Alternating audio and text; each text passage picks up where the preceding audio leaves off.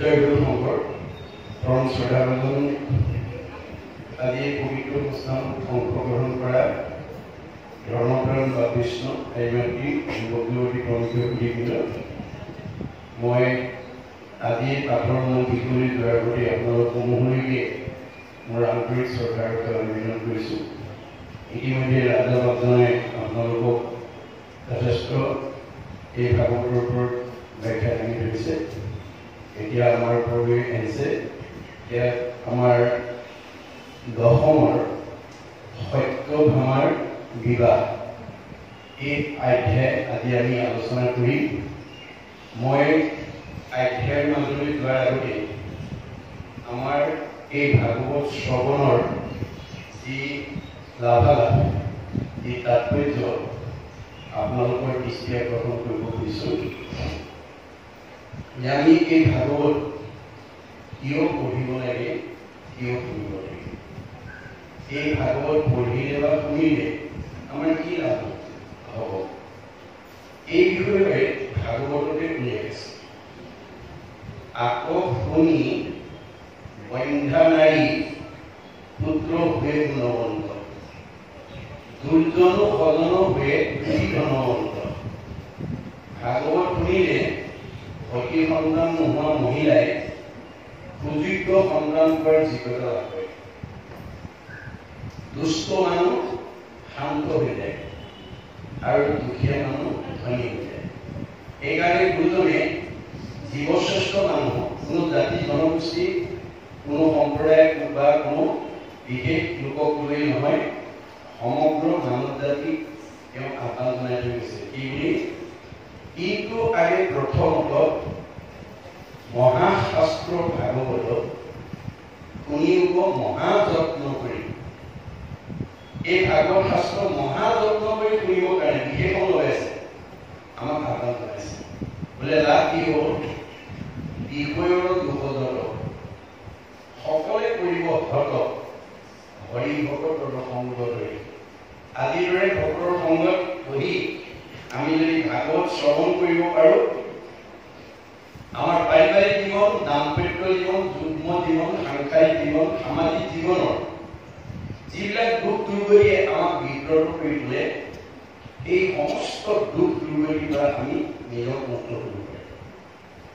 আজি সত্ৰত বহি যি আমি ভাগৱত শুনিছোঁ, এই ভাগৱত পূৰ্বতে কোৱা আছিলে, আমাৰ শাস্ত্ৰত উল্লেখ আছে, স্বাৰ্থ অমৃতময় পৰম আনন্দ ৰস পূৰ্বতে আছিলে বৈকুণ্ঠ।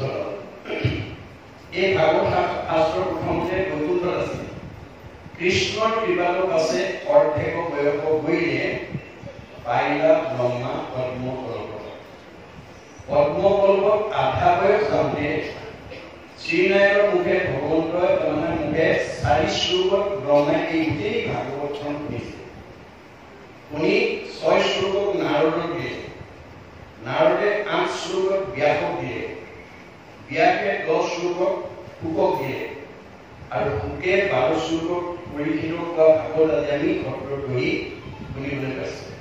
ব্যাসক মানে শ্ৰীনাৰায়ণে ব্ৰহ্মা দিলা নাৰদক, ইটো ফলৰ ৰহস্য হ'ব।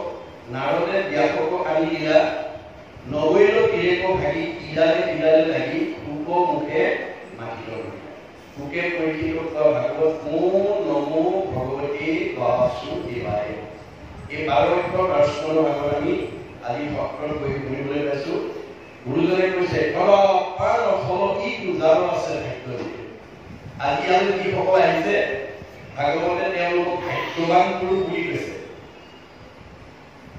ভাগ্যৱান পুৰুষ ৰসবিভাগ চতুৰ বুলি কৈছে, তেওঁৰ নাম বুলি কৈছে।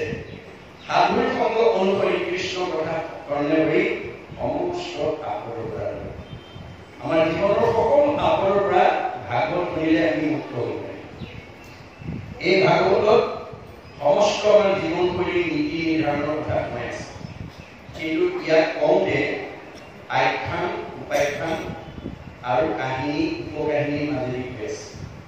এতিয়া সত্যভামাৰ বিবাহ নামৰ এটা কাহিনীৰ যোগেদি আমাক এই খবৰ ভাগৱতে কি ক'ব আমি আলোচনা কৰিম। কৰাৰ আগতে আমি আপোনালোকৰ দৃষ্টি আকৰ্ষণ কৰিব খুজিছোঁ যে আমাৰ ভাৰতবৰ্ষত প্ৰথম ভাগৱত শুনিবলৈ কোন বাধ্য হৈছিল? যিজনক ভগৱন্তই ভাৰতবৰ্ষৰ শ্ৰেষ্ঠ বৈষ্ণৱ ৰজা কৰি জন্ম দিছিল, যাৰ নাম আছিল পৰীক্ষিত। বৈষ্ণৱৰ বৈশিষ্ট্য কি আছিল? তেওঁ ভাৰতবৰ্ষৰ শ্ৰেষ্ঠ বৈষ্ণৱ ৰজা কৰি পঠোৱাৰ স্বত্তেও তেওঁ অভিশপ্ত হৈ গ'ল। কিয় তেওঁ সেই বৈশিষ্ট্যটো প্ৰয়োগ কৰিব নাজানিলে? আমাৰ বৈষ্ণৱৰ বৈশিষ্ট্য কি? শাস্ত্ৰৰ উল্লেখ আছে, সাধুৰ সেৱা, নাম ধৰ্ম, পৰিৱেশ সাৰ, বৈষ্ণৱ গুণয়ৰ এই তত্ত্ব আছে। যাৰ আপোনালোকৰ ঘৰত থকা সদস্যসকলৰ মাজত যাৰ সন্ত মহন্ত ভক্ত বৈষ্ণৱ সাধুৰ প্ৰতি যাৰ শ্ৰদ্ধা থাকে আৰু নামৰ প্ৰতি যাৰ আস্থা থাকে, সেই গুণ বিশিষ্ট ব্যক্তিজন বৈষ্ণৱ। তেওঁ ডেকা ল'ৰাও হ'ব পাৰে, গাভৰু ছোৱালী হ'ব পাৰে, বোৱাৰীও হ'ব পাৰে, শাহু হ'ব পাৰে, পিতৃও হ'ব পাৰে, মাতৃও হ'ব পাৰে। যাৰে এই গুণটো আছে সেইজন বৈষ্ণৱ। বৈষ্ণৱৰ দ্বিতীয় বৈশিষ্ট্য কি? এনেকৈ সত্ৰত হওক, নামঘৰত হওক, কোনো গৃহস্থী ঘৰত হওক, কোনো পৰিৱেশত হওক, একেলগে বহি ভগৱানৰ কথা নাম পাঠতে বা পাঠ প্ৰসংগতেই হওক, ধৰ্মালোচনীৰ সভাই হওক, ভাগৱত ব্যাখ্যাই হওক, একেলগে পঢ়াৰ পিছত বৈষ্ণৱ গুণ সম্পন্ন ব্যক্তিয়ে গ্ৰাম্য কথা নাপাতে, বিষয়ৰ কথা নাপাতে, ভকতৰ বিষয়ত নাহি আহোঁ, কৃষ্ণ কথা শুনিবলৈ সদায় কৰে বিৰতি। আপোনালোকে নিজকে সোধক, আপোনালোক বৈষ্ণৱ বা ভক্তৰ মানে শাৰীত আছে নে নাই? আপোনালোকৰ মনে যদি ঈশ্বৰৰ কথা শুনাৰ প্ৰতি অনুৰাগী হৈছে, আপুনি ভকত, আপুনি বৈষ্ণৱ। গতিকে জগত পাৱন হৰি কথা সমুদায়, ভকতৰ সংগ বিনে আন সংগে নাই। আমাৰ মন পবিত্ৰ কৰিব, জগত পবিত্ৰ কৰিব পৰা, সমাজ পবিত্ৰ কৰিব, পৰিৱেশ পবিত্ৰ কৰিব পৰা মানে গুণ ভকতৰ ভালে আনে নাই।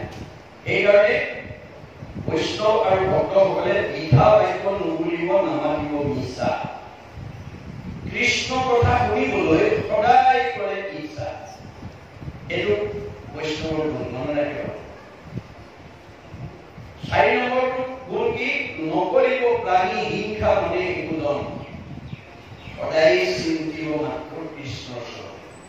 বৈষ্ণৱ ভক্ত গুণ বিশিষ্ট জীৱই ই মাইকী মানুহৰ দেহত থাকিব পাৰে, মতা মানুহৰ দেহত থাকিব পাৰে, ডেকা ল'ৰাৰ দেহত থাকিব পাৰে, গাভৰু ছোৱালীৰ দেহত থাকিব পাৰে।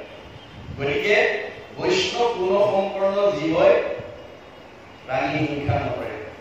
কাক কৰিব? ভগৱানে কৈছে, যত দেখা ভূত প্ৰাণী সবকে বিষ্ণু মানি হিংসা এই কৰা উপকাৰ। মই চবতে আছো দেই আত্মাৰূপে, পাৰিলে কাৰোবাক উপকাৰ কৰিবা, কাকো হিংসা নকৰিবা। যত দেখা ভূত প্ৰাণী সবাকে বিষ্ণু মানি হিংসা এই কৰা উপকাৰ। এয়া বেদৰ বাণী, ভগৱানৰ মুখৰ বাণী। বেদৰ বাণী মানে ভগৱানৰ মুখৰ বাণী। ঈশ্বৰ কি সনাতন, ই পৃথিৱী থকালৈকে, মানুহ জাতি থকালৈকে এই কথাবোৰ আমাৰ গাত লাগি যাকো বেদত পঢ়ে, সেইটো ঈশ্বৰৰ সাক্ষাৎ, ঈশ্বৰৰ মুখেৰে যিটো বিয়া আছে। ঈশ্বৰৰ মুখৰ বাণীবিলাকে বেদে ভাগৱত বেদ, কাৰণ ঈশ্বৰৰ মুখৰ পৰা ওলোৱা কথা আজি আমি শুনি আছো। গতিকে পৰীক্ষিতে বৈষ্ণৱ গুণ সম্পন্ন ব্যক্তি কৰি পঠিওৱাৰ স্বত্তেও তেওঁ সেইটিকে ভুল কৰি দিলে। কি কৰিলে? উদয়গয়া কৰিব কাৰণে, বহু মাৰিবৰ কাৰণে গৈছিল, ভাৱনাত ভাৱ সিদ্ধ হ'ল। বহুৰ পিছে পিছে দৌৰি ফুৰি বিয়াত কণ্ঠ শুকাই যেতিয়া সমীপ কৃষিৰ আশ্ৰমত পানী বিচাৰি সোমাল, সেই সময়ত সমীপ কৃষিয়ে একান্ত মনে ঈশ্বৰক ধ্যান কৰি আছে। কোন আহিছে কোন অহা নাই ক'ব নোৱাৰে, কিন্তু পৰীক্ষিতে সেই বিবেচনা নকৰি পদমৰ্যাদাত প্ৰাধান্য দি, মই দেশৰ ৰজা, তুমি মোৰ প্ৰজা, তোমাৰ আশ্ৰমত আহিছো, তুমি মোক মান্যতা দিয়া নাই, এইবুলি খঙত একোনাই হৈ ধনুৰ আগেৰে মৰা সাপ এটা আনি সমীপ কৃষিৰ ডিঙিত মেৰিয়াই থৈ গুচি গ'ল। খবৰটো তেওঁ খেলি থকা পুত্ৰ চিংগিমুখীয়া লগৰীয়া মুখে গম পাই দৌৰ মাৰি আহি দেখিলে হয় তেওঁৰ দেউতাকৰ দিনত কোনোবাই মৰা সাপ খাই গৈছে। তেওঁ খঙত একোনাই হৈ লগে লগে অভিশাপ দি দিলে, মোৰ পিতাৰ ডিঙিত যোনে যেনেকৈ মৰা সাপ পাৰি গৈছে, এই তথ্যকে তেওঁক 7 দিনত দংশন কৰি মাৰিব। খবৰটো পৰীক্ষিতৰ মুখে কৰ্ণগোচৰ হোৱাৰ লগে লগে, লগৰীয়া মুখে মানে কৰ্ণগোচৰ হোৱাৰ লগে লগে মৃত্যুৰ ভয়ত কষ্ট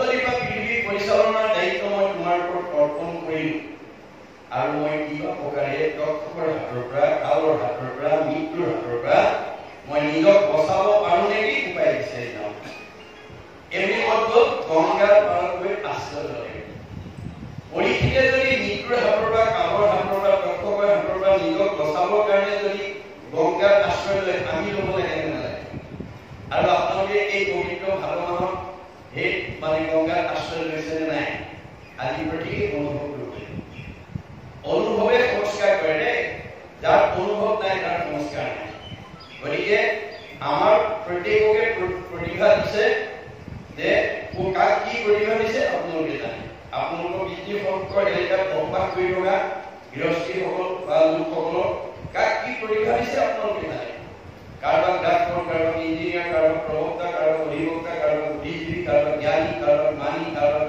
খেতিয়ক কাৰোবাক ব্যৱসায়ী ইত্যাদি ইত্যাদি কিন্তু ভগৱানে যিটো আমাক প্ৰতিভা দিছে ভগৱানে আপোনালোকক যিটো প্ৰতিভা দিছে ভগৱানে কৈছে তোমাক যিটো মই প্ৰতিভা দিছো মোৰ কামত ব্যৱহাৰ কৰিবলৈ শিকিবা মই মানে তৃণমূল এটা আত্মা মই মানে পৰিয়াল মই মানে সমাজ মই মানে অনুষ্ঠান মই মানে প্ৰতিষ্ঠান মই মানে দল মই মানে সংগঠন মই মানে জনজগত মই মানে জীৱজগত মই মানে নিৰ্বিষ জগত অহমেবাস্য মে অগ্ৰে ন অনুচ্ছক অসৎকৰণ প্ৰচ্ছাত অহম যু এদৈশ্য যু অৱশিষ্ট দৃশ্যে অহম আদিত মই মধ্যত মই শেষত ময়ে থাকিম তুমি দেখা জগতখন মিছা জগত মিথ্যা ব্ৰহ্ম সত্য ব্ৰহ্মই সঁচা ব্ৰহ্ম কি জীৱ ব্ৰহ্ম এইব কেৱলম জীৱই ব্ৰহ্ম আপোনালোকে ৰাতিপুৱা শুই উঠাৰ পৰা গধূলালৈকে তৃণমূল এটা আত্মাক পাৰে পৰিয়ালক পাৰে সমাজক পাৰে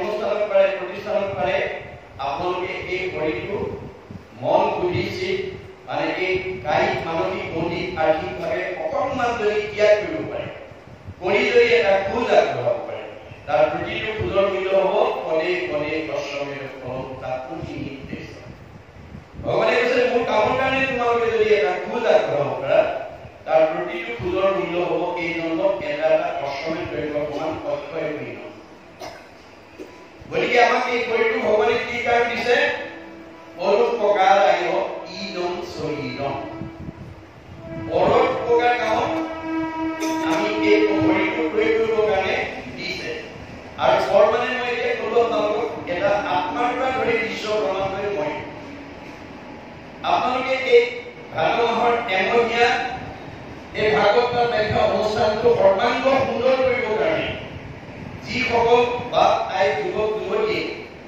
কায়িক মানসিক বৌদ্ধিক আদি ত্যাগ কৰি এটা খোজ আগবঢ়াই আছে আপোনালোকৰ এই শৰীৰটোৰ দ্বাৰা সাফল্যতা আছে গতিকে অনাগত দিনতো আমি এনেকুৱা অনুষ্ঠান যাতে সৰ্বাংগ সুন্দৰ কৰি তুলিব পাৰোঁ আপোনালোকে শুনি ভাল পাব মোৰ ইয়ালৈকে অহা যিমানবিলাক ভগৱ বৈষ্ণৱ লগ পাইছোঁ সকলোৱে বিজনীৰ ৰাইজক প্ৰশংসা কৰিছে আপোনালোকৰ শ্ৰদ্ধা ভক্তি প্ৰশংসা কৰিছে ভাল লাগে গতিকে আমি এই শৰীৰটো এনেকুৱা পবিত্ৰ আমাৰ 30 দিনীয়া অনুষ্ঠানটো যাতে সৰ্বাংগ সুন্দৰ কৰি তুলিব পাৰোঁ তাৰ কাৰণে আপোনালোকে বুদ্ধি খটুৱাব পাৰে মনেৰে এটা মুখৰে দিব পাৰে শৰীৰে তৈৰি কৰে এইটো গতিকে আমাৰ প্ৰতিভাটো আমি প্ৰণালীবদ্ধ প্ৰয়োগৰ দ্বাৰা বিজ্ঞানলৈ উত্তৰণ কৰিব লাগে বুলি কৈছে দাৰ্শনিক পণ্ডিতে কৈছে মহাপুৰুষে কৈছে আমাক যিটো প্ৰতিভা দিছে আপোনালোকে জানে কিন্তু প্ৰতিভাটো প্ৰণালীবদ্ধ প্ৰয়োগৰ দ্বাৰা তাক বিজ্ঞানলৈ উত্তৰণ কৰিব লাগে বিজ্ঞানটোক উপলব্ধিৰ দ্বাৰা দৰ্শনলৈ উত্তৰণ কৰিব লাগে দৰ্শনটোক উপলব্ধিৰ দ্বাৰা ধৰ্মটি প্ৰতিষ্ঠা কৰিব পাৰিলে ধৰ্ম ৰক্ষতি ৰক্ষিত আমাক ধৰ্মহে ৰাখে আমি ৰাখিব নোৱাৰে পাৰ্থিৱ ধন টকা পইচা গাড়ী মটৰ টকা ঘৰলৈ আপোনাক ৰাখিব নোৱাৰে কোনে ৰাখিব ধৰ্মই ৰাখিব ধৰ্মই কৈছে মোক ৰাখিলে মই তোমাক ৰাখিম ধৰ্ম ৰক্ষতি ৰক্ষিত ধৰ্মক যদি ৰাখে ধৰ্মই আপোনাক ৰাখিব ধৰ্ম কেৱল ভক্ত সংগী ধৰ্মই কৈছে মোক যদি কোনোবাই নাৰাখে মই তাক ৰাখিব নোৱাৰো সেইকাৰণে দাৰ্শনিক পণ্ডিতে কৈছে systematic knowledge is science realise science is philosophy Realized philosophy is religion. Religion is the highest sense of philosophy. প্ৰণালীবদ্ধ জ্ঞানক বিজ্ঞান বুলি কৈছে বিজ্ঞানটো যেতিয়া আমি অনুভৱ কৰিম দৰ্শন, দৰ্শনটো যেতিয়া উপলব্ধি কৰিম ধৰ্ম, ধৰ্মতকৈ আৰু শ্ৰেষ্ঠ দৰ্শন নাই। মহাপুৰুষ শংকৰদেৱে এটা বাক্যৰে বুজাই দিছে, যতেক দেখা খোজ সমুদায়, হস্তিৰ খোজত সবে লুকায়, এই মতে জগ বিশ্ব সমস্ত, কৃষ্ণৰে জানা সবে যায় অস্ত। প্ৰকৃতি জগতৰ যিমানবিলাক জীৱ জন্তু আছে সকলো জন্তুৰ খোজ হাতীৰ খোজত লুকাই যায়। হাতীৰ খোজতকৈ আৰু ডাঙৰ খোজ একো জন্তুৰে নাই। ঠিক তেনেকৈ এই পৃথিৱীত যিমান ডাঙৰ মানুহ আছে ৰাষ্ট্ৰপতিও কৃষ্ণতে বিলীন হ'ব লাগিব, সাধাৰণ নাগৰিকো কৃষ্ণতে বিলীন হ'ব লাগিব, MLA মিনিষ্টাৰো কৃষ্ণতে বিলীন হ'ব লাগিব, ঠেলাৱালা ৰিক্সাও কৃষ্ণতে বিলীন হ'ব লাগিব, বিজনী অঞ্চলৰ আটাইতকৈ ধনী মানুহজনো কৃষ্ণতে বিলীন হ'ব লাগিব, আটাইতকৈ দুখীয়া মানুহজনো কৃষ্ণতে বিলীন। কৃষ্ণৰ ব্যতিৰেকে আৰু দ্বিতীয় নাই। সেইকাৰণে কৈছে গুৰুজনাই কৃষ্ণ পুজিলে পূজা সমস্তৰে হয়। আপুনি পৃথিৱীৰ যতেই মানুহৰ জন্ম লৈছে, যি জনগোষ্ঠীতে জন্মগ্ৰহণ নকৰক কিবা, কিন্তু আমি সকলোৱে ভগৱন্তক ধৰিব লাগিব। ভগৱন্তক এৰি কোনো জীৱশ্ৰেষ্ঠ মানুহ উদ্ধাৰ হ'ব নোৱাৰে। গতিকে আমাক ভাগৱতে সেই নিয়মৰ কথা শিকাইছে। পৰীক্ষিতে যেতিয়া মৃত্যুৰ ভয়ত গংগাৰ আশ্ৰয় ললে, কি গংগা? নামে গংগা, নামে নাটাৰিলে জীৱ আৰু নেতাই। আমাক নামে নাটাৰিলে আমি ঘূৰাব নোৱাৰে। খবৰটো পোৱাৰ লগে লগে ৰাইজৰ দেৱৰীষি, ৰাজৰীষি, ব্ৰহ্মৰীষি, ঋষিজকে প্ৰমুখ্য কৰি গণ্যমান্য সকল আহি পৰীক্ষিতৰ সন্মুখত সমবেত। এই কথাটো আমি কি শিকাইছে? যে বিজনী অঞ্চলত বসবাস কৰি থকা গৃহস্থীসকল বা এই সত্ৰৰ এলেকাত বসবাস কৰি থকা কাৰোবাৰ যদি কিবা বিপদ আপদ এটা হয়, আমি খবৰ এটা লোৱাটো মানৱীয় ধৰ্ম। মোৰ বংশ নহয়, মোৰ পৰিয়ালৰ নহয়, মোৰ সমাজৰ নহয়, মোৰ জাতিৰ নহয়, নাই মই এইটো খবৰ নলওঁ। এইবুলি যদি আপোনালোকে বসবাস কৰি থকা অঞ্চলটোত কাৰোবাৰ বিপদ এটা হ'লে যদি খবৰ এটা নলয়, এইটো অমানৱীয় আৰু ভগৱন্তে বেয়া পাব দেই। ভগৱন্তে বেয়া পাব। ভগৱন্তে কাক ভাল পাব? God loves him who loves his creation. ভগৱন্তে সেইজনকে ভাল পায় যি তেওঁৰ সৃষ্টিৰ প্ৰাণী পায়। কুকুৰৰ চিগাৰেটত ধৰিব আত্মা। দেহটোহে কুকুৰ মেকুৰী গাহৰি, আত্মাটো নহয়। দেহটো কেৱল মানুহ চিনি পাবৰ কাৰণে সৃষ্টি কৰিছে, দেহটো আত্মা নহয়। আমি দেহটো চাই কওঁ এইটো কুকুৰ, এইটো মেকুৰী, এইটো গাহৰি, এইটো ছাগলী, এইটো বাঘ, এইটো সিংহ। দেহটো চাই কওঁ এইজন ল'ৰা মানুহ, এইগৰাকী মাইকী মানুহ, এইটো ডেকা ল'ৰা, এজনী গাভৰু। দেহবিলাকৰ নাম এটা এটা দি থৈছে, প্ৰত্যেকৰে নাম এটা এটা দি থৈছে। কি কাৰণে দিছে? দাৰ্শনিক পণ্ডিতে কৈছে a name is a kind of test whereby one is known. আমি ইজনে সিজনক চিনি পাবৰ কাৰণে নামটো দিছে। নামটো চাই কওঁ কেও যাদৱ, কেও মাধৱ, কেও কল্পনা, কেও মাধৱী ইত্যাদি ইত্যাদি। কিন্তু নামটো আত্মা নহয়, দেহটো আত্মা নহয়। মনত ৰাখিব, আমাৰ দেহত থকা আত্মা যেতিয়া ওলাই যাব, আপোনাৰ মোৰ নামধাৰী দেহটো কাষ্ঠ দেহত থাকিব মাটিত পৰিয়াল। হেন দেহ আপোনাৰ ওলাইছিলে।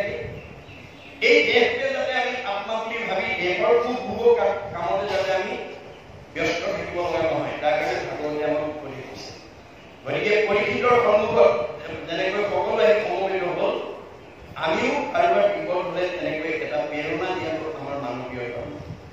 পৰীক্ষিতৰ সন্মুখত সকলো সমবেত হোৱাৰ লগে লগে সাহস পালে, প্ৰেৰণা পালে আৰু প্ৰশ্ন কৰি কোৱা দেৱৰীষি, কোৱা ৰাজৰীষি, কোৱা ব্ৰহ্মৰীষি, কোৱা ঋষিজ, কোৱা গণ্যমান্যসকল, কি কৰিলে মই তৎসক দংশৰ পৰা নিজক বচাব পাৰিম? ৰজাক প্ৰশ্ন সুধি প্ৰত্যেকে নিজা নিজা অভিমত আগবঢ়ালে। কোনে ক'লে তপ কৰা, কোনে ক'লে জপ কৰা, কোনে ক'লে যজ্ঞ কৰা, কোনে ক'লে দান কৰা, কোনে ক'লে তীৰ্থ কৰা, কোনে ক'লে স্নান কৰা, ইত্যাদি ইত্যাদি। নানা ঋষিৰ নানা মত, নানা ঋষিৰ নানা মতে পৰীক্ষিতৰ মৃত্যুৰ ভয় আঁতৰ কৰিব নোৱাৰে। কিয়? কাৰণটো আমাৰ ভাগৱতত উল্লেখ কৰি গৈছে। একাদশ স্কন্ধত গুৰুজনাই ভগৱন্তৰ সৃষ্টি চাৰিমুখী জীৱৰ ভিতৰত জীৱশ্ৰেষ্ঠ মানুহৰ বাদে আন কোনো জীৱই এনেকে একেলগে বহি ঈশ্বৰৰ কথা শুনা গোৱা কৰিব নোৱাৰে। অসংখ্যাত জীৱ আছে, সংখ্যাৰ ভিতৰে মনুষ্যকে ভজে, আনে ভজিতে নকৰে। ভগৱন্তৰ সৃষ্টি চাৰিমুখী জীৱ উৰণ পুৰণ গগন ভ্ৰমণ এই চাৰিমুখী জীৱৰ ভিতৰত ভগৱানক ভজি পেলাই জীৱই মুক্তি পাব পৰা শক্তি মানুহৰ বাবে আনৰ নাই। এতিয়া আমি মানুহৰ জন্ম পাই আমি ঈশ্বৰক কেনেকৈ ভজিব লাগিব, আমি কেনেকৈ ধৰ্ম আচৰণ কৰিলে আমি এই মায়াময় সংসাৰৰ পৰা নিজক উদ্ধাৰ কৰিব পাৰিম, সেই বিষয়ে ভগৱন্তই নিজৰ মুখেৰে কৈছে। আন ধৰ্মবিলাক ঋষিবিলাকৰ মুখেৰে কৈছে। আন ধৰ্ম ঋষিৰ মুখে কৰাইলা দেখত কহিলা আপোনাৰ মুখে নিজৰ ধৰ্ম। আন ধৰ্মবিলাক ঋষিবিলাকৰ মুখেৰে কোৱাৰ কাৰণে নানা ঋষি নানা মতে কৈছিল মৃত্যুৰ ভয় আঁতৰিব নোৱাৰে। অৱশেষত তেওঁ নিজৰ মুখেৰে যিটো কোৱা ধৰ্ম সেইটোৱে হৈছে ভাগৱত ধৰ্ম, সেইটোৱে হৈছে ভক্তি ধৰ্ম আৰু সেইটোৱে হৈছে নাম ধৰ্ম, যিটো আপোনালোকে আজি এমাহ ধৰি অনুষ্ঠিত কৰি আছে বা বিগত 23 বছৰত আপোনালোকে এই সত্ৰৰ অনুষ্ঠিত কৰিছে। আপোনালোক কম ভাগ্যৱান নহয়, মনত ৰাখিব। বহুত সত্ৰ থাকিব পাৰে, বহুত নামঘৰ থাকিব পাৰে, বহুত ধনী সমাজ থাকিব পাৰে, বহুত শিক্ষিত সমাজ থাকিব পাৰে, কিন্তু এনেকুৱা জগতৰ উপকাৰমূলক আত্মাৰ উপকাৰমূলক কৰ্ম চবেই কৰিব নোৱাৰে।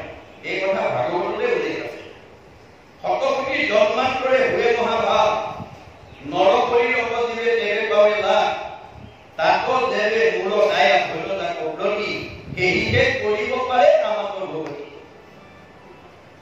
84 জনী অতিবাহিত হৈ মানুহৰ জন্ম পাইছে। মানুহৰ জন্ম পালেই নহ'ব, ভাগৱতে কৈছে যাৰ ওপৰত ঈশ্বৰৰ কৃপা পৰিলে তেওঁহে মোৰ ভগৱতী কৰিব পাৰে।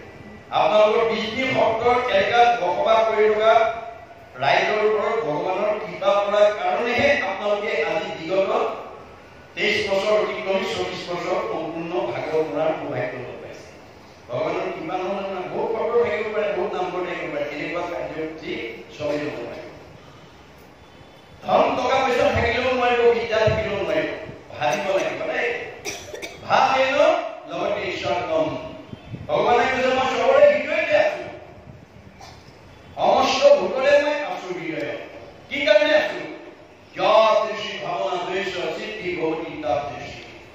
যোনে যেনেকৈ ভাবে তেওঁৰ মনৰ ভাৱনা তেনেকৈ পূৰণ কৰিবৰ কাৰণে মই হৃদয়ত আছো। গতিকে আপোনালোকক কি লাগে, কি সমস্যা আছে ভগৱানক জনাব লাগিব। ভাবে ভাবেন লগতে ঈশ্বৰ কম। ভাবিব পাৰিলে মোৰ পৰা আদায় কৰিব পাৰিব। ভাবেন দেৱ দৰ্শনম। ভাবিব পাৰিলে দেৱতা দৰ্শন কৰিব পাৰিব। ভাবেন লগতে কৰ্ম জ্ঞানম। ভাবিব পাৰিলে পৰম জ্ঞানৰ অধিকাৰী হ'ব পাৰিব। তস্ম ভাৱ অৱলম্বন। আমি ভাল কামবিলাক কৰিবলৈ ভাবিব লাগিব, নহ'লে নহ'ব, নাভাবিলে নহ'ব দেই। ভগৱন্ত আমাৰ প্ৰত্যেকৰ হৃদয়তে কল্পতৰ বৃক্ষ ৰূপে আছে বুলি ভাগৱতে কৈছে। কল্পতৰ বৃক্ষ বৈশিষ্ট্য কি? যি লাগে তাকে দিব পাৰে। এই ধৰাধামত কল্পতৰ বৃক্ষ 3জোপা সম্পৰ্কে আৰম্ভণি কৰিলে আমাক কামনি দিছে। স্বৰ্গৰ কল্পতৰ পাৰিজাত, মধ্যৰ কল্পতৰ ভগত আৰু বৈকুণ্ঠৰ কল্পতৰ ভাগৱত আৰু ভগৱান। আপুনি ভকতৰ ওচৰত যি বিচাৰে তাকে পাব। পাৰিজাত ফুলৰ ওচৰত যি বিচাৰে তাকে পাব, আৰু ভাগৱতত যি বিচাৰে তাকে পাব। জীৱন শৈলীৰ প্ৰয়োজনীয় সমস্ত সম্বল মহাপুৰুষে ভাগৱতত লিখিছে, যাক সংস্কৃতি বুলি কয়। মনত ৰাখিব। ভাগৱত নুশুনা কোনো জীৱই সংস্কাৰ হ'ব নোৱাৰে। অৱশেষত শোকদেৱে আহি প্ৰথম স্কন্ধৰ পৰা 12 স্কন্ধ ভাগৱত 7 দিন 7 ৰাতি নীৰৱ নিশ্চিহ্নভাৱে যেতিয়া পৰীক্ষিতক শ্ৰৱণ কৰালে, 12 স্কন্ধ ভাগৱত শুনাৰ লগে লগে পৰীক্ষিতৰ ব্ৰহ্মজ্ঞান প্ৰাপ্ত হৈ গ'ল। মই ইমান সময় মৰিম বুলি যিটো ভয় কৰি আছিলো তাৰ একো মৃত্যুৱেই নাই। অৰ্থাৎ আমাৰ জীৱৰ মৃত্যু নাই। মৃত্যু কাৰ আছে? দেহৰেহে ধৰ্ম জন্ম মৰণ। আমাৰ এই দেহটোৰহে জন্ম মৃত্যু আছে। জীৱৰ কি আছে? সংস্কাৰ আৰু গতি। আমাৰ গতিটো কেনেকে হ'ব? গীতাত কৈছে যেন যুগে তৃণ পাইলে এৰে খবৰ জীৱৰ দেহৰ জানা সেই পতন্ত। আমাৰ দেহ থকা জীৱটো শ্ৰেণী যুগৰ লগত তুলনা কৰি কৈছে গীতাই। এটা শ্ৰেণী যুগে মুখৰ আগত আনিডাল বন নোপোৱালৈকে পিছৰডাল এৰি নিয়ে। আমাৰ দেহ থকা জীৱটোৱে আন এটা দেহ নোপোৱালৈকে ইয়াৰ পৰা ওলাই নাযায়। দ্বিতীয় উপমা দিছে যেন নব বস্ত্ৰ পুৰুষে পিন্ধে আগ পুৰাতন বস্ত্ৰ আছে কৰে পৰিত্যাগ। আপুনি ফটা চোলা এটা পিন্ধি আছিল, বজাৰৰ পৰা নতুন এটা অনাৰ লগে লগে আমি পুৰণাটো পেলাই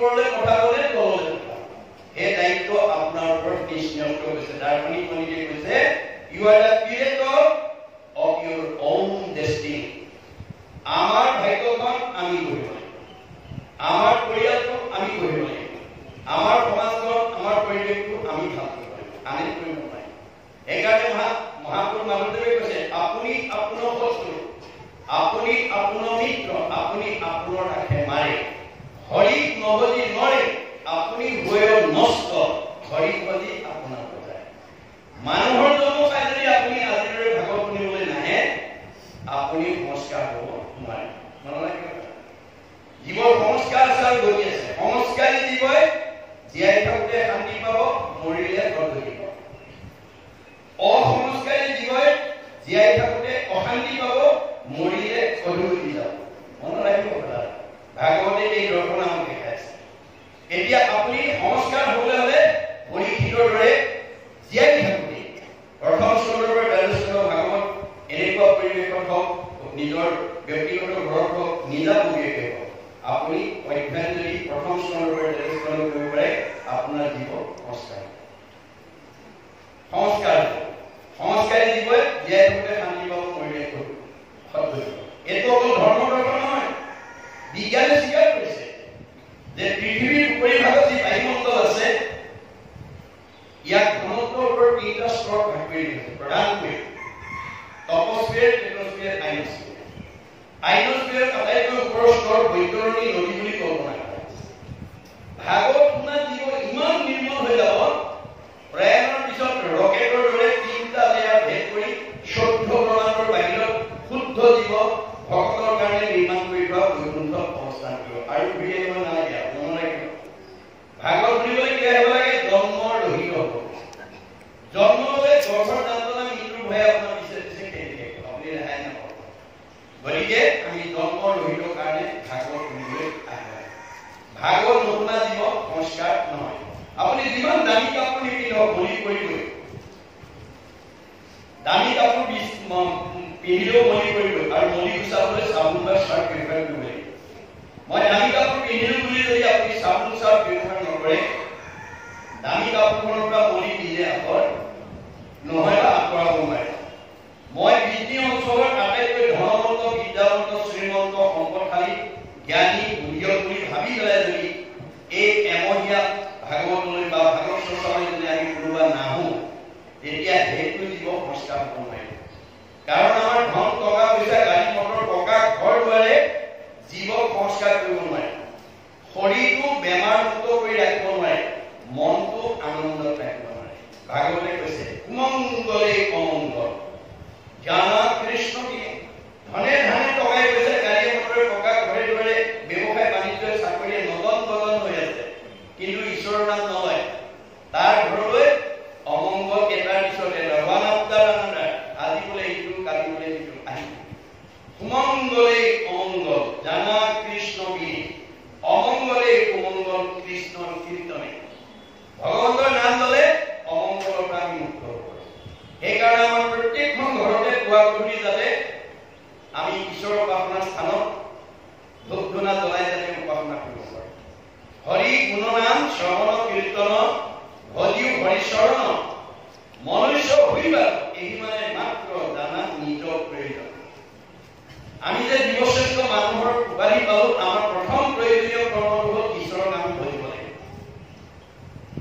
মাক বাপেকে কোন ল'ৰা ছোৱালী ভাল পায় যি ল'ৰা ছোৱালীয়ে মাক বাপেকক শ্ৰদ্ধা কৰে ভক্তি কৰে মৰম কৰে আদৰ কৰে সন্মান কৰে কথা শুনে আকৰ্ষণ মানে দিহা পৰামৰ্শ মতে চলে সেইটো সন্তান সকলো মাক বাপেকৰ মৰমৰ কোনোবা সন্তান হৈ যদি মাক বাপেকক শ্ৰদ্ধা নকৰে ভক্তি নকৰে মৰম নকৰে আদৰ নকৰে কথা নুশুনে আকৰ্ষণ নামানে দিহা পৰামৰ্শ মতে নচলে সেইটো সন্তান কোনো মাক বাপেকৰ মৰমৰ হ'ব নোৱাৰে এইটো যেনেকৈ বাস্তৱ সত্য আমি কাৰ সন্তান যিজনৰ অকৃতি যথেষ্ট উপদেশ জানিবা যিজনৰ পিতৃ এক কৃষ্ণ যে আমাৰ সকলোৰে পিতৃ হৈছে কৃষ্ণ আমি তেওঁৰে সন্তান এতিয়া আমি ভগৱন্তৰ সন্তান হৈ আমি ভগৱন্তক সেৱা পূজা ৰাতিপুৱা গধূলি কৰিছো নাই তাৰ ওপৰতে আপোনাক কি কিমান ভাল পাব, কিমান আপোনাক মংগলে ৰাখিব, কিমান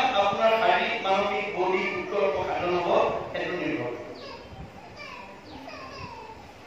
আমি সকলো ভগৱানৰ সন্তান হিচাপে আমি ভগৱানক পুৱা গধূলি উপাসনা কৰিব লাগিব, তেতিয়া ভগৱানৰ প্ৰিয় হৈ যদি নকৰে ভগৱানে আপোনাক ভাল নাপায়।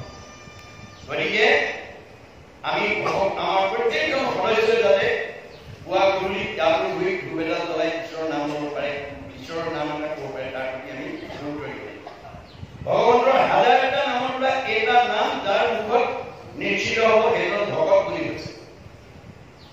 হৰি নাম ঘূৰি কলি যুগত নিশ্চয় বিবেক লোক হ'ব।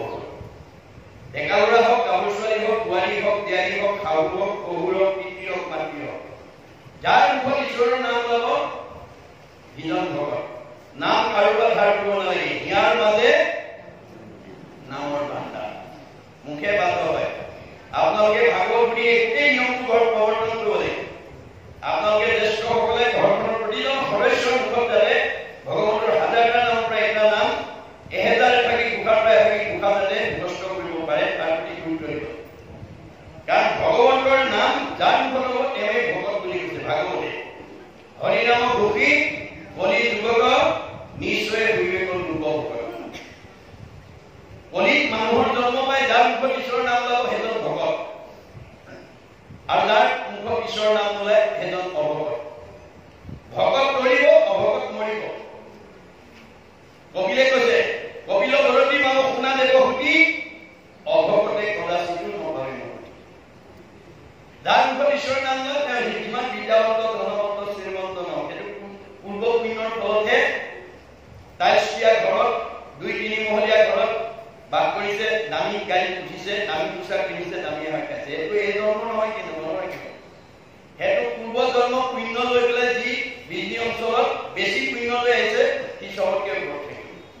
মধ্যম পুণ্য লৈ এজন মধ্যমত থাকিব, কম পুণ্য লৈ এজন কমত থাকিব। আপুনি যিমান পুণ্য লৈ আহিছে সেই অনুপাতেহে আপোনাক বিজনী অঞ্চলত ভগৱানে ঠাই দিছে। ধনে ধানে টকাই পইচাই গাড়ীয়ে মটৰে পকা ঘৰে দুৱাৰে পূৰ্ব পুণ্যৰ ফলত ভোগ কৰিবলৈ পায় যি ঈশ্বৰৰ নাম নেৰে সেইজনক ভগৱানেও নেৰে। ভাগৱতে কৈছে দেই, অসম্পদ কালত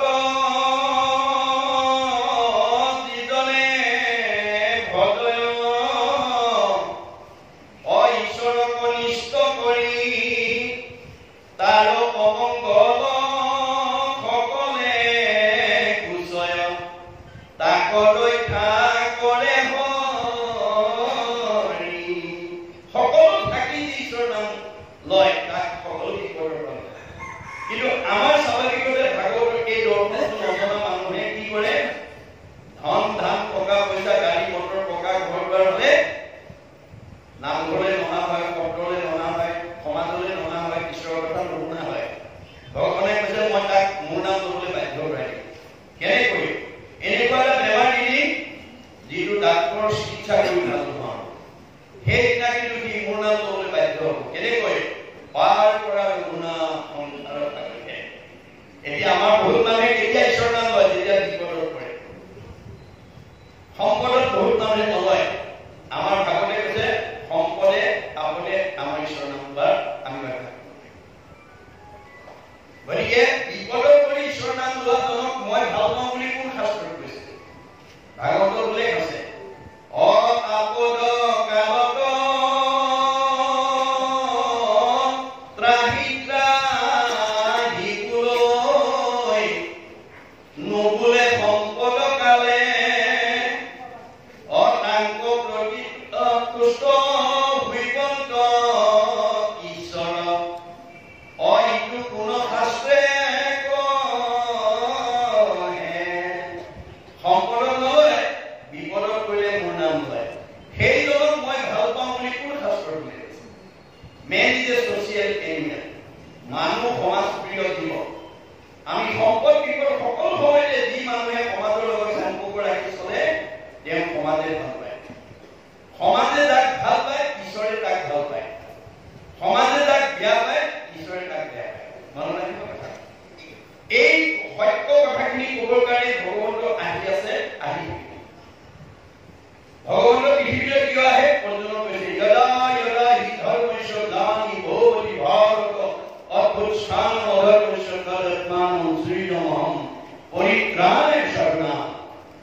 সায়স দুষ্কৃতম কৰ্ম সংস্থাপনাৰ ঠাই সম্ভবামী যুগে যুগে আহি আছো আহি ভগৱান প্ৰাণকৈ চাৰিটাৰ ওপৰত আহে মনত ৰাখিবনে আমাৰ উপনিষদত কৈছে অপপ্ৰঞ্চে অৱতৰণম অৱতাৰ অপপ্ৰঞ্চৰ পৰা এই প্ৰপঞ্চ মায়াকৰ সংসাৰলৈ নামি অহা অৱস্থাটোকে কয় অৱতাৰ বা এতিয়া ভগৱন্তই যেতিয়া 100 ভাগৰ 100 মহিমা যুক্ত হৈ পৃথিৱীলৈ আহে তাক কয় পূৰ্ণ অৱতাৰ যেতিয়া 4 ভাগৰ 1 অংশ মহিমা যুক্ত হৈ আহে তাক কয় অংশ অৱতাৰ যেতিয়া 16 ভাগৰ 1 অংশ মহিমা যুক্ত হৈ আহে তাক কয় কলা অৱতাৰ যেতিয়া 100 ভাগৰ 1 অংশ মহিমা যুক্ত হৈ আহে তাক কয় বিভূতি অৱতাৰ এতিয়া কোনটো অৱতাৰে ভগৱন্ত পৃথিৱীলৈ আহিব এইটো অৱস্থাৰ ওপৰত নিৰ্ভৰ কৰে গতিকে দাপৰ যুগত পূৰ্ণ অৱতাৰলৈ কৃষ্ণ আহি এই লীলা কৰি গৈছে এতিয়া পৰীক্ষিতক এই দশম মানে স্কন্ধ খুব দেৰি 7 দিনৰ পিছত মৰিব ক্ষণ গণি আছে পৰীক্ষিতে যদি 7 দিনত মৰিব আমি কেইদিনত মৰিবা আমিও 7 দিনতে আজি কি বাৰ আজি বুধবাৰ অহা মঙ্গলবাৰ আজি বুধবাৰ পৰা অহা মঙ্গলবাৰৰ ভিতৰত এই 7 দিনৰ ভিতৰত আমি ইয়াত থকা সকলোৰে জন্ম আৰু মৃত্যুৰ অৱশ্যক পাই এই 7টা দিনত বাস কৰি আমি জন্ম হ'ব নোৱাৰো মৰিব পৰীক্ষিতক মাত্ৰ বেছ কৰি লৈছে আধাৰ কৰি লৈছে কথাখিনি আমাক কৈছে গতিকে আমাৰ এই 7টা দিনতে দৃষ্টি শক্তি থাকোতে শ্ৰৱণ শক্তি থাকোতে মুখৰ বাক শক্তি থাকোতে হস্তৰ কৰ্ম শক্তি থাকোতে ভৰি গতি শক্তি থাকোতে আদিৰ অনুষ্ঠানলৈ আহি পৰকালৰ ধন সঞ্চয় কৰি লয় কোনে জানে মই ঘৰ পাম নে নাপাম পদ্মৰ পত্ৰৰ নীৰ পৰিতেন অনুহি প্ৰিয় এহিমতে জীৱন চঞ্চল আমাৰ দেহত থকা জীৱটো পদুম পাতৰ পানীৰ লগত তুলনা কৰিছে পদুমৰ পাতৰ পানী বতাহে কোন সময়ত পেলাই দিব তাৰ যেনেকৈ সিদ্ধান্ত নাই আমাৰ দেহত থকা জীৱটো কোন পৰিস্থিতিত কি দুৰ্ঘটনাত কি সংঘাতত ওলাই যাব তাৰ সিদ্ধান্ত সেইকাৰণে সময় থাকোঁতে আপোনালোকে যাতে ভাগৱত শ্ৰৱণ কৰি জীয়াই থকালৈকে আপোনালোকে এই অনুষ্ঠানটো নেৰিব তেতিয়া আপোনালোক পৰীক্ষিতৰ দৰে নমস্কাৰ হৈ যাব আৰু এই সত্ৰৰ যদি বছৰি এই অনুষ্ঠান হৈ থাকে এই সত্ৰ এলেকালৈ অনাগত দিনত বৃদ্ধ পিতৃ মাতৃ বৃদ্ধাশ্ৰমলৈ খেদি পঠিওৱা জীৱ এই অঞ্চললৈ উত্তৰলৈ আহিব নোৱাৰিব শাহু বোৱাৰীৰ মাজত মনোমালিন্য ঘটি থকা দেউৰে নবৈকৰ মাজত মনোমালিন্য ঘটি থকা সীমা ঘৰীয়াৰ লগত মনোমালিন্য ঘটি থকা সমাজৰ লগত মনোমালিন্য ঘটি থকা স্বামী স্ত্ৰীৰ মাজত মনোমালিন্য ঘটা জীৱ এইখন গাঁৱলৈ থাকিব নোৱাৰিব পোহৰৰ ওচৰলৈ যেনেকৈ আন্ধাৰ আহিব নোৱাৰে বিজ্ঞানসন্মত সত্য যিখন ঘৰত যিখন সমাজত যিখন নামঘৰত যিখন সত্ৰত এই পৰিৱেশ তালৈ বেয়া জীৱ আহিব নোৱাৰাটো তেনেকৈ আৰু যদি ইতিমধ্যে আহিছে দুৰ্জন বজন হৈ ভাগত শুনাৰ লগে লগে সংস্কাৰ গতিকে আপোনালোকে জীয়াই থকালৈকে যে আমি জীয়াই থকালৈকে এই সত্ৰৰ অনুষ্ঠান আমি মানে ভাগৱত বা ব্যাখ্যা বন্ধ হ'বলৈকে আপোনালোকে মাত্ৰ ভাবিব আৰু ইয়ালৈ কিবা এটা অনুদান আগবঢ়াব অৰ্থ আজি বাৰ কিঞ্চিত একো নাহি ফল যদি নহজয় ঈশ্বৰ আমি উপাৰ্জন কৰা অৰ্থৰে যদি আজিৰ দৰে পবিত্ৰ কৰ্মত যদি লগাব নোৱাৰো সেইটো ধনৰ মূল্য নাই কাৰণ দুখ কৰি ধন ধান আৰু যাদত্ব মানে কৃষ্ণে এৰে যদি কাকো খাই আপুনি যিমান ব্যৱসায় কৰি চাকৰি কৰি বিভিন্ন প্ৰকাৰে ধন উপাৰ্জন কৰি বেংকত ফিক্সড ডিপজিট কৰি থব পাৰিব কিন্তু যিদিনাখন আপোনাৰ বা মোৰ দেহৰ পৰা আত্মা ওলাই যাব আমি ফিক্সড ডিপজিট কৰি থোৱা ধনটো আমি ভোগ কৰিবলৈ নাপাওঁ কোনে ভোগ কৰিব নমিকে গতিকে গুৰুজনে ভাগৱতৰ যোগেদি আমাক আহ্বান জনাইছে কি নিজ হস্তে অৰ্জিত জীৱনা কিছু ব্যয় কৰিব তুমি জীয়াই থাকোঁতে এই দুখন হাতেৰে যি উপাৰ্জন কৰিলা তাৰ কিবা এটা অংশ মূল কামত ব্যৱহাৰ কৰিবলৈ শিকিবা দিল খুচি দিলে পবিত্ৰ অন্তৰে দিব যদাতি সব লাভ ভগৱানে কৈছে মই দিয়াটো মোক দিলে মই তোমাক দিম গতিকে আপোনালোকৰ এই এমাহীয়া কাৰ্যসূচীত বহুত পইচা খৰচ হৈছে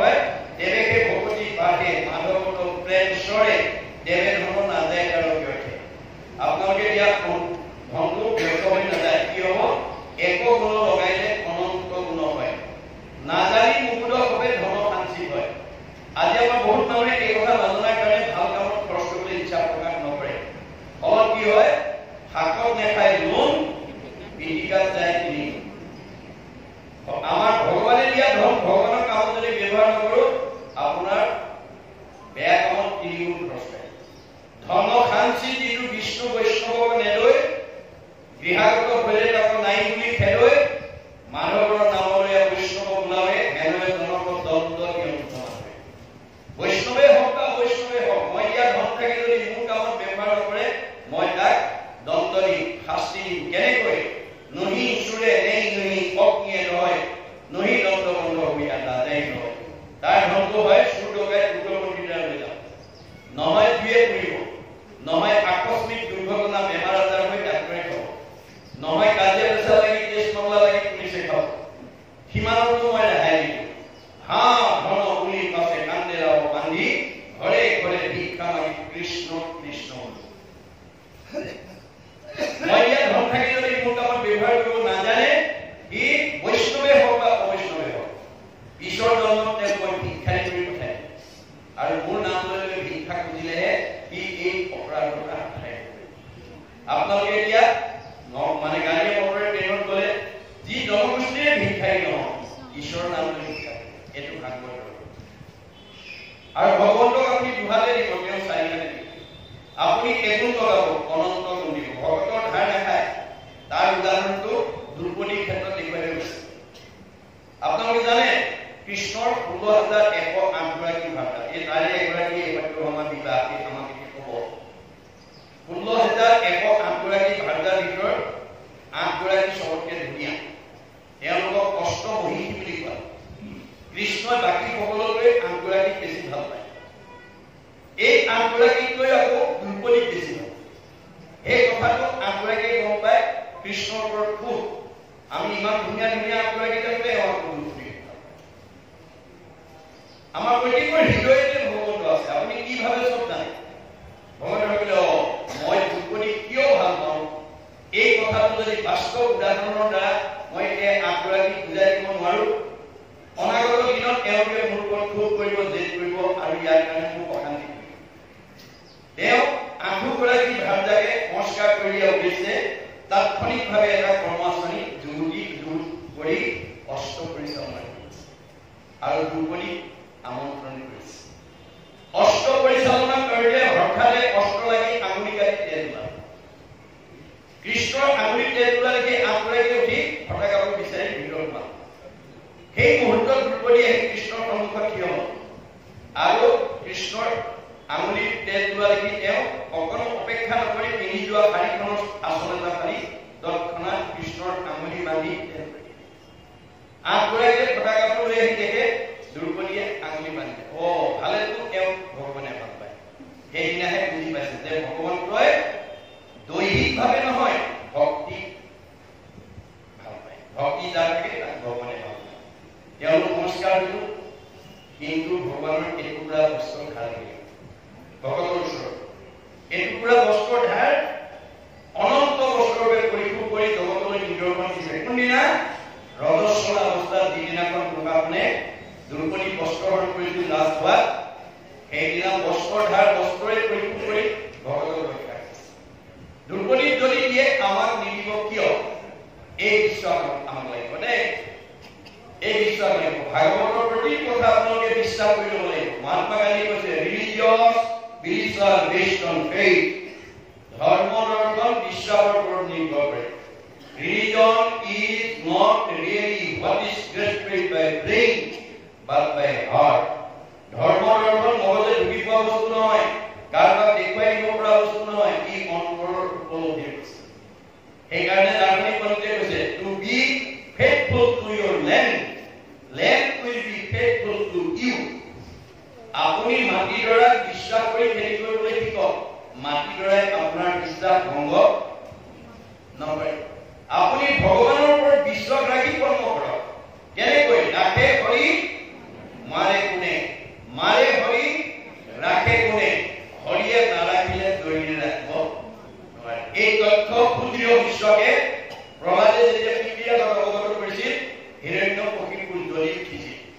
ই বুলি হৰি যদি জগতৰ কি কহ আৰু কোনো বুলি কহ, হৰিয়ে যদি তোৰ জগতৰ ঈশ্বৰ হয় কহ তোৰ ঈশ্বৰ ক'ত আছে। শুনিয়া প্ৰহ্লাদে গুণয় মানি ব্যাপকৰ বিভু প্ৰভু চক্ৰবাণী। মোৰ ভগৱন্ত সমস্ত জগততে ব্যাপ্তমান হৈ আছে, সমস্ত জগতে আসক্ত স্বামী স্ফটিকৰ স্তম্ভেৰে প্ৰকাশলৈ কান্দে। যিটো প্ৰহ্লাদৰ কাৰণে সম্ভৱ, হিৰণ্যকশিপুৰ কাৰণে সম্ভৱ। মাৰি দিলে গদা, ওলাই গ'ল। কেনেকৈ? নিৰ্ভীক হ'ল। ইয়াত আমাক কি দেখুৱাইছে যে যত্ৰ অপায় অস্তি তত্ৰ উপায়মপি অস্তি। য'ত অপায় থাকে ভকতক ৰক্ষা কৰিবৰ কাৰণে ভগৱানে তাতেই উপায়ৰ ব্যৱস্থা। অপায়টো কি আছিল? প্ৰহ্লাদৰ পিতৃ হিৰণ্যকশিপুৰে বৰাৰূপী ভগৱন্তৰ ভাতৃবধি বৰাৰূপী ভগৱন্তৰ ওপৰত প্ৰতিশোধ ল'বৰ কাৰণে আকাশ চাই উদ্ধৱ হৈ থাকিলা ভূমিক অংকুশ তেজী মানে সূৰ্যৰে আঙুলিবোৰত ধৰি ব্ৰহ্মাক চিন্তা কৰি আছে। ঢাকি লতম শুই মাটি তুলি শৰীৰৰ মাংস খাইলা পুমনি, বজিৰ মাংস ঢাকি দিও ঝাল তথাপি কটাক্ষ নাই কৰিলা। শৰীৰৰ মাংস খাই দিছে, গছ গজি গৈছে, তথাপিও কটাক্ষ নাই। ব্ৰহ্মা আহি মন্দিমণি চলিয়াই জীৱন্ত কৰি ক'লে, বৎস তুমি ইমান সুদীৰ্ঘ কাল মোক কিয় উপাসনা কৰিছা? তুমি যদি সন্তুষ্ট হৈছা মোক অমৰ কৰি দিয়া। ব্ৰহ্মাই ক'লে, অমৰ কৰি দিব পৰা অধিকাৰ ভগৱানৰ বাবে আমাৰ দেৱতাৰ হাতত নাই, তাৰ বাবে তোমাক কি লাগে কোৱা। তেতিয়া হিৰণ্যকশিপুৰে কৌশলগতভাৱে ব্ৰহ্মাক ক'লে, তেনেহ'লে তোমাৰ সৃষ্টিৰ তৰিত পানীৰ হাতত মোৰ মৃত্যু হ'ব নালাগে। দিনতো মাৰিব নোৱাৰিব, ৰাতিও মাৰিব নোৱাৰিব, বাহিৰতো মাৰিব নোৱাৰিব, ভিতৰতো মাৰিব নোৱাৰিব, আকাশতো মাৰিব নোৱাৰিব, পাতালতো মাৰিব নোৱাৰিব, দিনতো মাৰিব নোৱাৰিব, ৰাতিও মাৰিব নোৱাৰিব, অস্ত্ৰই মাৰিব নোৱাৰিব, শস্ত্ৰই মাৰিব তাকে হেড বৰকে দি ব্ৰহ্মাই বুজি নাপায় যথেষ্ট বুলি দি হিৰণ্যকশিপুৰে কৌশলগতভাৱে অমৰ কৰি ল'লে। তিনি তৰিকত সৃষ্টি প্ৰাণী ব্ৰহ্মাৰ দ্বাৰা সৃষ্টি কৰে। এই তৰিকত প্ৰাণীয়ে যদি তেওঁক বধ কৰিব নাই, কোনে কৰিব? ভগৱন্তই দাবী পাই গৈছে যে ব্ৰহ্মাৰ তিনি তৰিকত সৃষ্টি নকৰা এটা প্ৰাণী হৈ ওলাইছে, যিটো এফাল মানুহ এফাল মূল। ইয়াৰ ভূতৰ কাৰণে নামৰ বিশ্বাস আপোনালোকে কৰিব, নামৰ ওপৰত বিশ্বাস ৰাখি কৰ্ম কৰিব, ভগৱানে আপোনাক ৰক্ষা কৰিব। গতিকে ওলাই গ'ল আৰু দিনতো হোৱা নাই, ৰাতিও হোৱা নাই, সন্ধ্যা সময় মাৰিছে, বাহিৰতো হোৱা নাই, ভিতৰতো হোৱা নাই, পানী ফুটাত মাৰিছে, দিনতো হোৱা নাই, ৰাতি হোৱা নাই, সন্ধ্যা মাৰিছে, আকাশতো হোৱা নাই, পাতালতো হোৱা নাই, পৰমাণু তুলি মাৰিছে, আৰু কষ্টই হোৱা নাই, কষ্টই হোৱা নাই, নখনে মিলাই মাৰিছে। এয়া আমাক নমুনা দি দিছে দেই ভগৱানে। গুৰুৰূপে আহি নামৰ যিটো আমাৰ মাহাত্ম্য, নামৰ যিটো মানে বিপৰীত মহিমা তাক দেখুৱাই